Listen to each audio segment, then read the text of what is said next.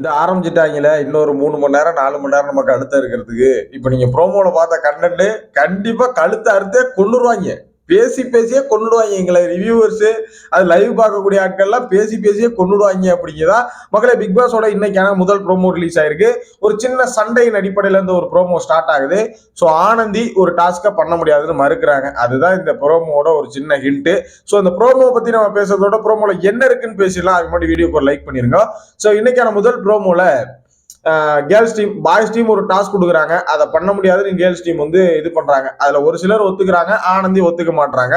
இதுக்கான காரணம் என்ன அப்படின்னா, ஒரு இந்த வீக் ஸ்டார்டிங்லேயே வந்து பாத்தீங்கன்னா பெண்கள் டீம் வந்து ஒரு பிளான் போட்டாங்க.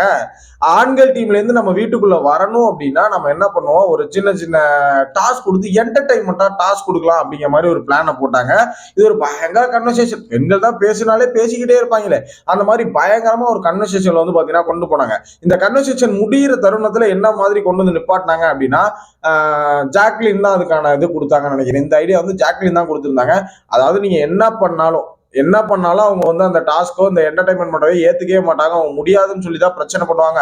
ஸோ அதனால அதை பண்ண வேணாம்னு சொன்னாங்க ஃபர்ஸ்ட் ஜாக்லின். இந்த என்டர்டைன்மெண்ட் நம்ம வீட்டுக்குள்ள வரதுக்குலாம் இது பண்ண முடியாது அப்படின்னு சொல்லிட்டு மறுபடியும் வந்து பாத்தீங்கன்னா இப்ப என்ன முடிவு பண்ணிருக்காங்க அப்படின்னா, நீங்க அதாவது யாரு ஆண்கள் பெண்கள் டீம் வந்து நம்ம கொடுக்கும்போது, ஆண்கள் டீம் நமக்கு டாஸ்க் கொடுக்கும்போது, ஏதாவது டாஸ்க் கொடுப்பாங்களா, இந்த இப்ப கொடுக்குறாங்களா, இந்த மாதிரி டாஸ்க் கொடுக்கும்போது நம்ம உடனே வந்து அக்செப்ட் பண்ணிக்க வேண்டாம். அக்செப்ட் பண்ணாம அந்த டாஸ்க் ஏதாவது கொஞ்சம் இது பண்ணி அப்புறம் வந்து நம்ம அக்செப்ட் பண்ணுவோம். அது என்னதான் என்டர்டைன்மெண்ட் ஆனாலும் கொஞ்சம் அவங்க எப்படி பண்றாங்களோ அதே மாதிரியே நம்மளும் பண்ணுவோம். அப்பதான் அவங்க நம்ம வழிக்கு வருவாங்க அப்படிங்கிற ஒரு பிளானை வந்து பாத்தீங்கன்னா செவ்வாய்க்கிழமை சம்திங் திங்கக்கிழமை வந்து போட்டாங்கன்னு நினைக்கிறேன். இந்த வெஷல் வாஷிங் டாஸ்க் முடிஞ்ச உடனே, ஏன்னா அவங்க இந்த பக்கம் வந்து தானே ஆகணும் கிளீன் பண்றதுக்கு. வெஷல் வாஷிங்கிற அதாவது வீக் கிளீனிங் டாஸ்க்ல வந்து தோத்துட்டாங்க இல்லையா, அவங்க இந்த பக்கம் வரணுங்கும் போது அதுக்காக டாஸ்க் பண்ணி தான் ஆகணும்.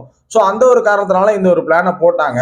ஸோ அதன் அடிப்படையில் அதுக்கப்புறம் 2 நாளா வீக்லி டாஸ்க்ல அந்த குழந்தைங்க டாஸ்க்லேயே போயிருச்சு.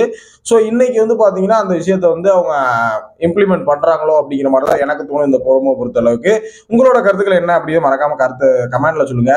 இந்த ஆனந்தி பேசக்கூடியது எந்த அளவுக்கு வெயிட் பண்றீங்க அப்படின்னு கேட்கல, ஏன்டா மறுபடியும் ஆரம்பிக்கிறீங்க அப்படின்னு நினைக்கிற அளவுக்கு எவ்வளவு யோசிச்சுட்டு இருக்கீங்க அப்படின்னு மறக்காம கமெண்ட்ல போட்டுருங்க. என்னோட பெர்ஸ்பெக்டிவ் நான் உங்கள்கிட்ட சொல்லிட்டேன். உங்களோட பெர்ஸ்பெக்டிவ் நீங்க சொல்லுங்க. மறக்காம நெக்ஸ்ட் வீடியோ மீட் பண்ணலாம். தேங்க்யூ. நெக்ஸ்ட் வாட்சிங். பை.